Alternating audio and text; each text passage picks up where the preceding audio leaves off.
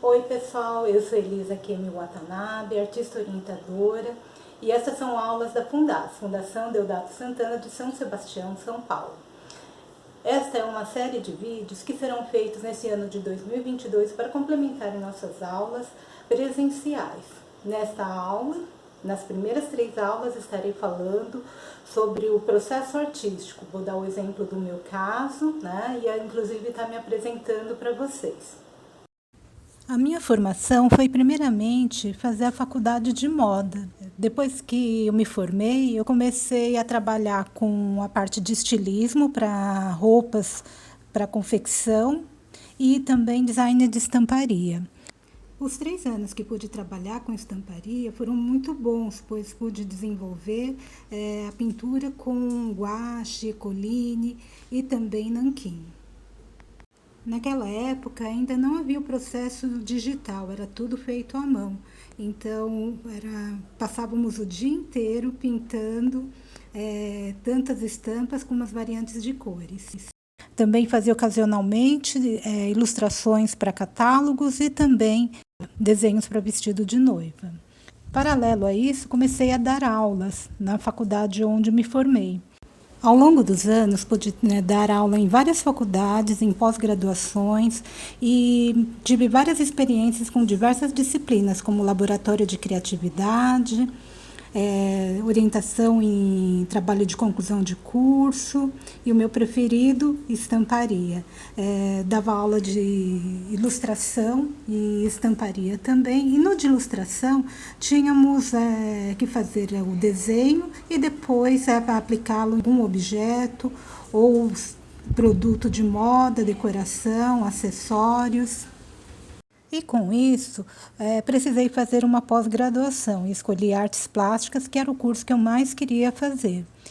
Foram 1 ano e meio muito bons, que tive experiências maravilhosas com tudo que eu gosto, que é pintura em aquarela, em tinta acrílica, escultura, história da arte.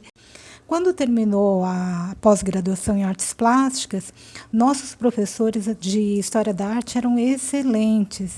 E então decidi fazer uma outra pós-graduação em História da Arte. Nesta, o currículo era muito interessante, pois abordava História da Arte nas Américas, inclusive antiga, e também do Extremo Oriente. Em seguida, fiz um mestrado em comunicação para pesquisar a comunicação não verbal dos desenhos dos tecidos peruanos da região de Cusco, Machu Picchu, no Peru. Nessa já foram mais de 20 anos, né, dentro da área de moda, e agora eu estou morando em São Sebastião. E desde que eu mudei para cá definitivamente, porque eu já moro aqui nessas idas e vindas, né, já são 8 anos, aqui, né, eu consegui ter um processo criativo mais livre, né, e retomar minhas inspirações, né, de começo. Eu também trabalho com fotografia, com grafite, né, pintura muralista, e faço vários trabalhos artesanais, incluindo reciclagem também. Nos anos de 2020, por conta da pandemia, eu tive que aprender a trabalhar com vídeos também, e tem esse canal no YouTube, né, Elisa Watanabe, no qual eu tive que fazer vários vídeos, né, por conta da pandemia. E nesse ano, né, mesmo as aulas voltando, né, a gente vai ter alguns vídeos que vão ser complementares.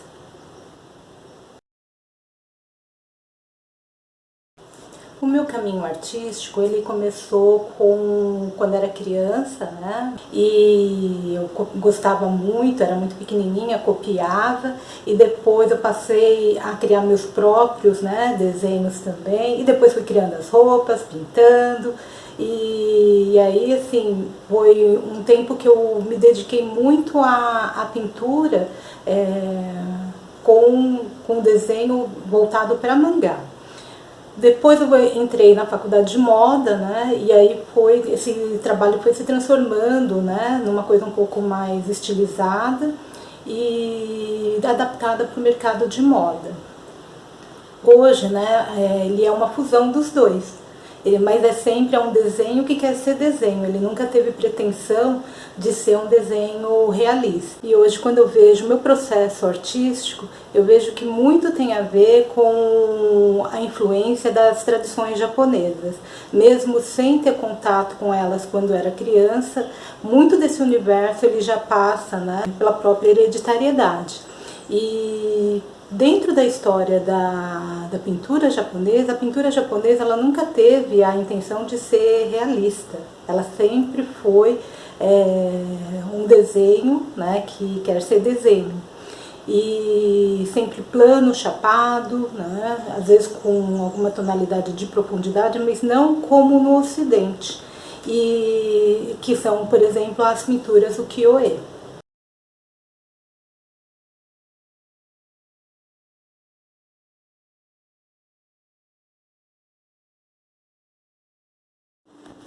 Além do mangá e do ukiyo-e, o meu olhar artístico também passa por outras linhas de pesquisa que a cada ano vou percebendo que vai ficando mais claras. Tenho percebido que eu sou muito detalhista. Gosto de detalhes delicados, minuciosos, suaves, também aqueles que são intensos, com muita cor. E esses detalhes geralmente aparecem em estampas, talvez pela herança, né, de ver tantas estampas nos desenhos japoneses, tanto pela roupa que pelo fundo dos desenhos. Também pelas texturas, eu gosto muito da natureza e percebo muitas texturas, desde casca de árvore, nas flores, nas rochas, em todos os lugares. Então, essa percepção das texturas faz com que meu olhar para o desenho também seja detalhado.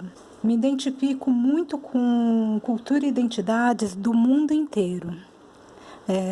Quando eu fiz o curso de História da Arte, foi apresentada a história da América do Sul, América do Norte, Central, e contato com as culturas pré-hispânicas, em especial Inca, Maia e Azteca.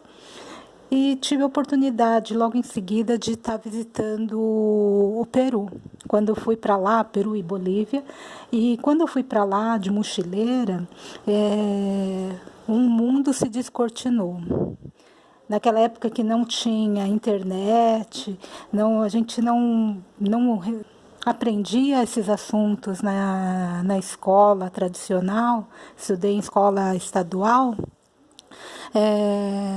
Quando eu cheguei lá foi uma surpresa ver uma riqueza de cores, uma riqueza de elementos, de textura, de estampas, de desenhos, e tudo tão diferente do que a gente tem tanto no Brasil como a cultura de moda ocidentalizada. E eu fiquei apaixonada. Dali em diante, eu comecei a estudar muito sobre a cultura de povos de outros países. Indígenas do Peru, de diversas etnias, também da Bolívia, Equador, México, Guatemala, e tive a oportunidade também, em 2008, de fazer um intercâmbio nos Estados Unidos, e eu escolhi a cidade de Albuquerque, no Novo México, por ser uma cidade que tinha uma reserva indígena, que era o único lugar que tinha uma faculdade dentro da reserva indígena, e eu queria muito conhecer. Não consegui dentro da reserva indígena, mas consegui na capital do Novo México, em Albuquerque. E aí eu tive contato com diversos professores indígenas, porque nessa faculdade a maioria dos professores eram indígenas de diversos lugares.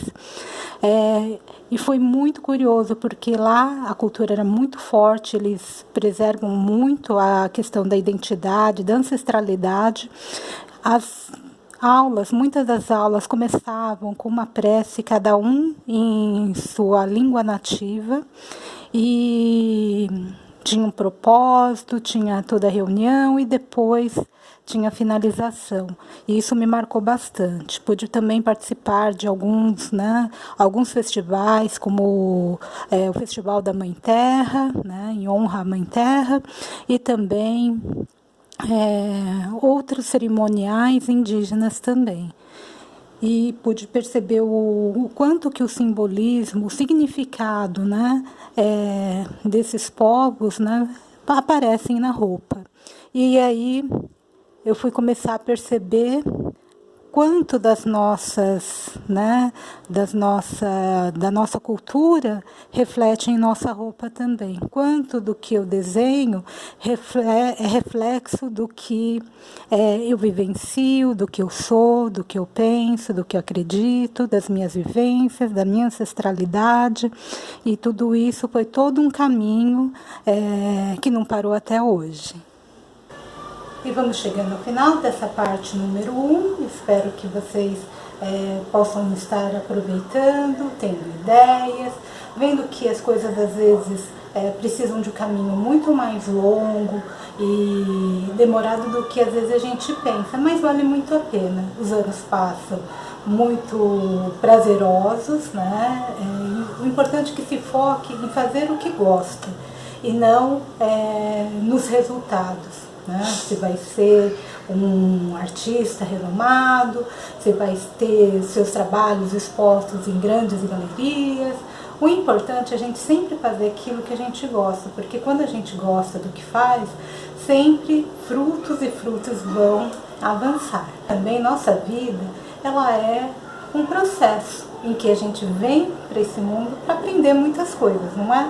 Então, que o nosso objetivo de amar o desenho, a pintura e as artes seja um caminho maravilhoso de se encontrar, de perceber coisas maravilhosas, de compartilhar coisas com as pessoas e de trazer beleza, reflexão ou de trabalhos que façam as pessoas pensar.